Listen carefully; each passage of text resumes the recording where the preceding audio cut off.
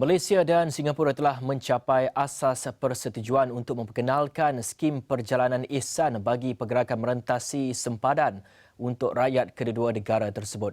Menteri Luar Singapura Dr. Vivian Balakrishnan berkata, perkara itu telah dibincangkan sewaktu pertemuannya dengan Menteri Luar Malaysia Datuk Seri Hishamuddin Tun Hussein di Putrajaya semalam. Untuk memahami impak rancangan ini, kita bersama Presiden Majlis Pelancongan Malaysia, Uzaidi Udanis di talian ketika ini. Assalamualaikum Cik Uzaidi. Waalaikumsalam Hafizi, apa khabar? Khabar baik. Baik, dari segi rancangan benarkan rentas sempadan Malaysia dan juga Singapura, bagaimana agaknya ia dapat memberikan manfaat terutamanya dalam sektor pelancongan itu sendiri? Okey, terima kasih Hafizi. Sebenarnya pasaran Singapura adalah pasaran yang amat penting bagi kami di industri pelancongan.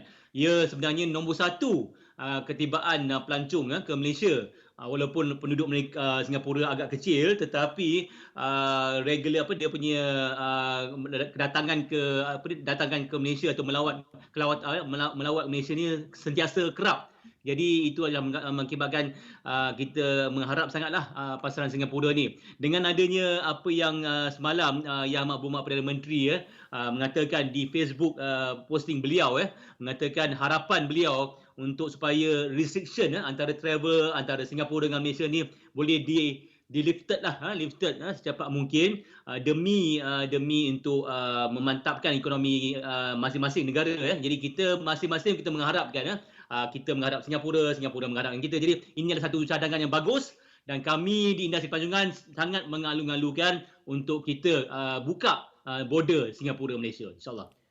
Jadi apabila kita membuka pintu sempadan kita untuk warga Singapura untuk datang ke Malaysia, bagaimana impaknya kepada industri pelancongan? Adakah mungkin industri pelancongan kita dapat mencatatkan sedikit pemulihan ataupun bagaimana? Sudah tentunya Hafizi, sebenarnya pasaran sebagaimana saya kata tadi, pasaran Singapura amat penting bagi kami di industri pelancongan.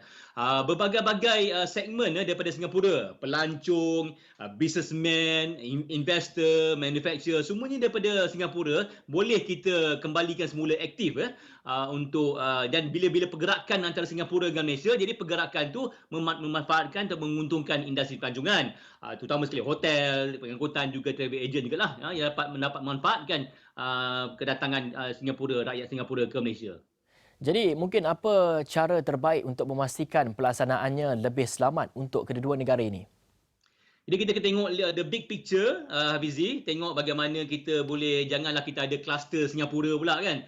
Jadi kita kena tengok the big picture, yang mana kita boleh lihat negara-negara lain, negara di bandaraya Dubai di mana mereka telah mempraktiskan best practice untuk membuka sempadan. Jadi kalau mengikut konteks Singapura Malaysia ni, Malaysia mempunyai MySejahtera.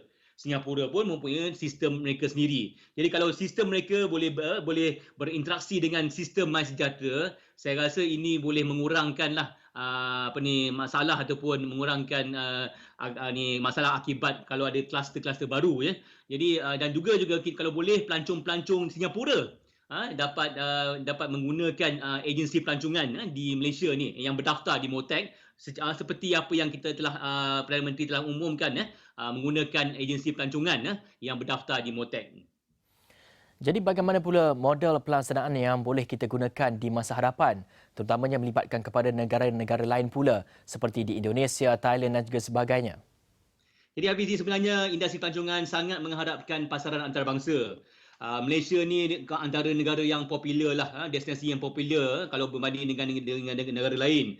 Kita ni semua ada Jadi kalau kita harapkan hanya pasaran domestik, ia akan terhad pada satu tempat, satu tahap saja. Jadi kita kena buka. Macam mana kita kena buka sesuai dengan moto kami ataupun slogan kami, Survival Now, Recovery 2024. Jadi kita kena ada master plan khas untuk recovery pada tahun 2024. Jadi kita kena buka. Tapi dengan adanya kita lihat bagaimana Singapura dan Malaysia ni kita boleh bukan saja essential traveller, tapi juga dengan pelancong, leisure pelancong ataupun businessman.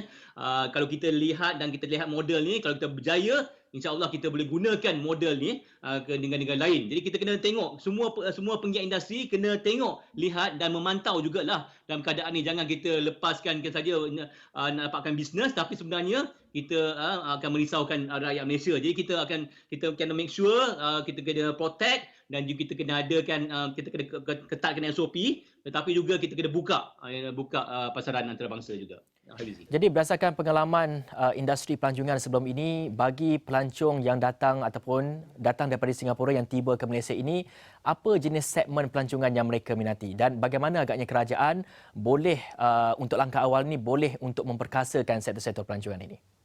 Jadi penduduk Singapura sangat diversity dia punya minatnya.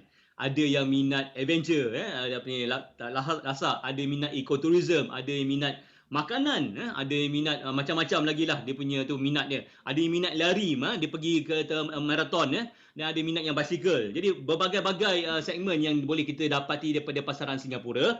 Dan jangan lupa pasaran Singapura ni juga mempunyai ramai expatriate ataupun PR penduduk PR tetap di Singapura. Ini pun kita boleh dapat manfaat. Jadi bila Singapura ni buka, insya-Allah lah kita dapati banyak tempat yang baru yang kita bongkar, kita keluarkan, kita promotekan di Malaysia ni sejak setahun ni. Lenggong lah, Pulau Tuba lah, macam-macam lagi yang kita nak promote di luar negara antarabangsa. Kita mulakan tempatan, tapi sekarang ni kalau boleh kita mulakan dengan pasaran antarabangsa dengan Singapura. Jadi kita amat-amatlah mengalu-ngalukanlah kalau boleh secepat mungkin kita dapat menerima kedatangan pelancong-pelancong daripada Singapura.